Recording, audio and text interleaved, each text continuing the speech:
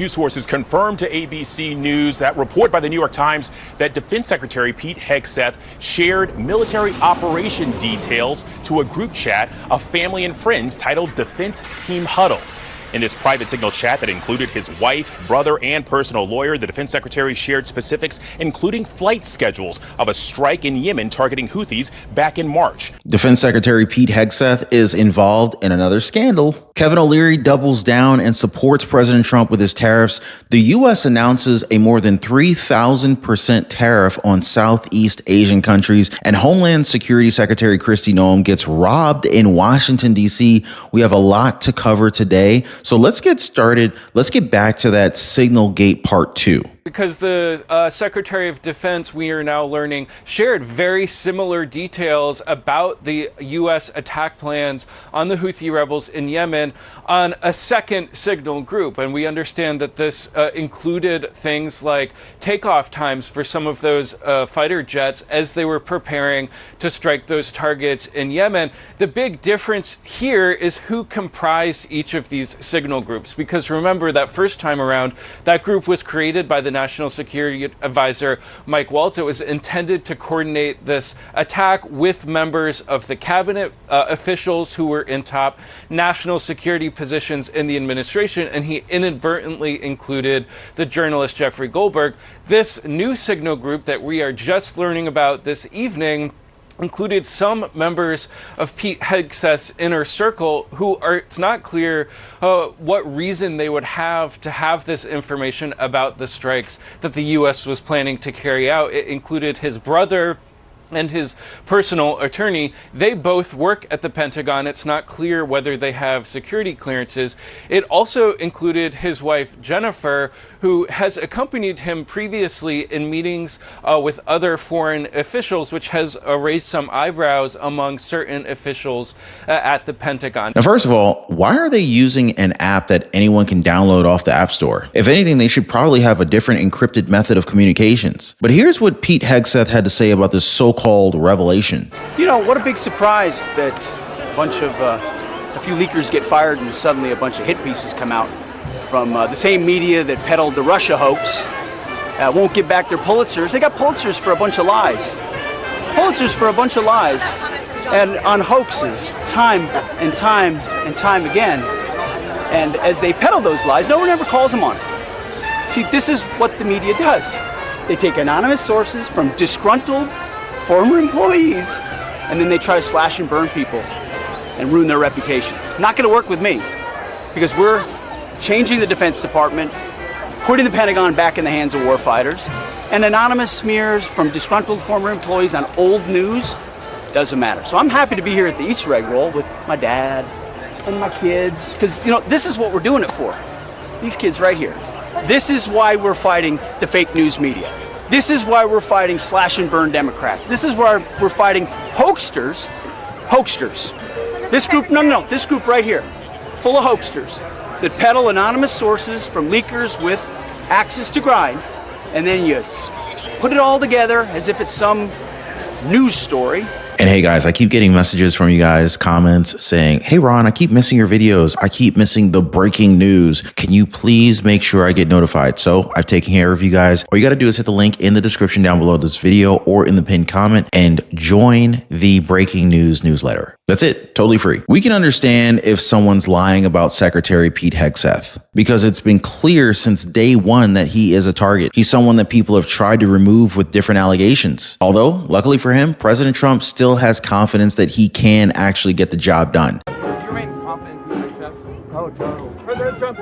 Why do you even ask a question like that? We have recruitments that's at an all-time high. The spirit in the armed forces is fantastic. Are you bringing up Signal again? I thought they gave that up 2 weeks ago. There was a new report this weekend that he used in a separate chat that included some family members.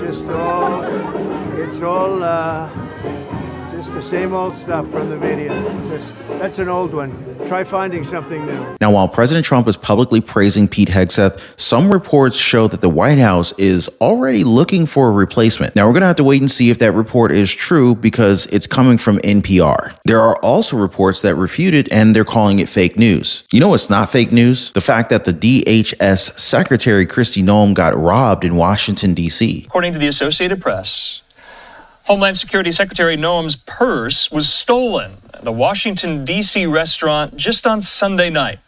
That's according to department officials. Now, the department in an email said Noem had money in her purse to buy gifts for her children and grandchildren and to pay for Easter dinner and other activities. Here, you see her in her trip there to El Salvador not too long ago. Now, the department in an email did not specify what was stolen, but CNN, which was first to report the story, said the thief took about $3,000 in cash, as well as Noem's keys, her driver's license, her passport, checks, her makeup bag, medication, and her Homeland Security badge to get into the building.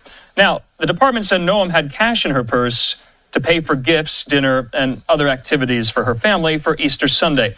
Now, the Homeland Security Secretary, as you know, is protected by Secret Service agents. The Secret Service referred questions about the incident to Homeland Security headquarters. So it remains to be seen what actually happened, how a thief in a D.C. restaurant got so close to Secretary Noem to steal her purse, and whether or not they're going to find the guy or girl, and whether or not, if they do find the guy or girl, they're going to get the contents of the purse and the purse itself back. So while critics of the Trump team are asking why she's got so much cash, I believe it's better to ask what the Secret Service was doing here. Because if they were not paying attention, then it might be time to reevaluate personnel. Footage from the restaurant shows an unknown white male steal Kristi Noem's bag. He was wearing a medical mask, which makes it very difficult to identify him. Now, before we go any further, who's still wearing masks in 2025? Just drop a quick yes or no in the comments down below if you are or are not wearing a mask. Anyway, the thief was able to sit at the table right next to Kristi Noem's. He slid her purse toward him with his foot and just walked out. He was also able to stay inside the restaurant for a few minutes before hiding the purse in his jacket and leaving. Now, again,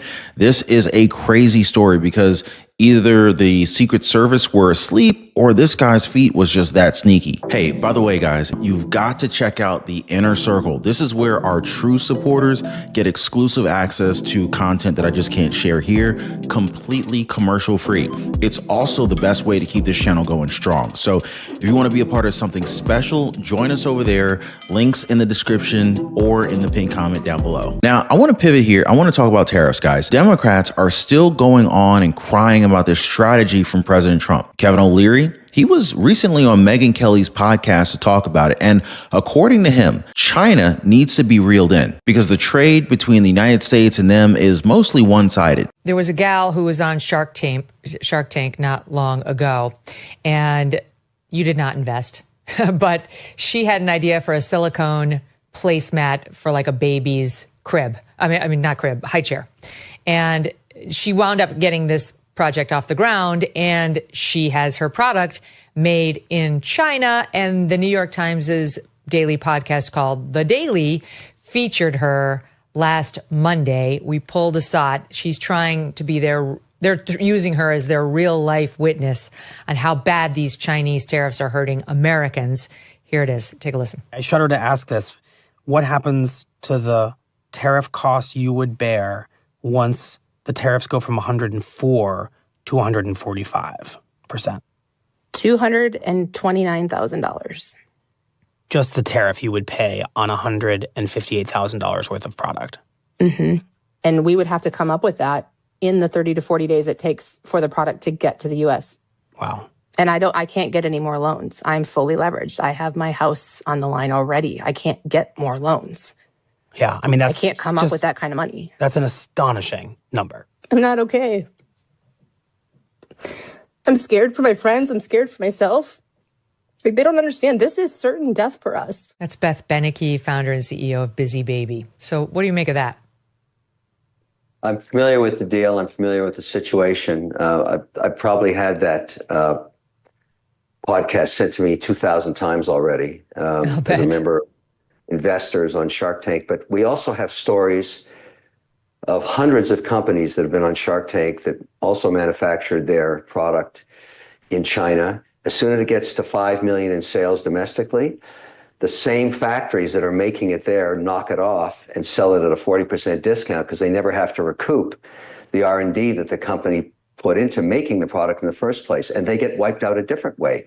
They get wiped out by China, they just totally ignore the IP, and they can't go back and litigate.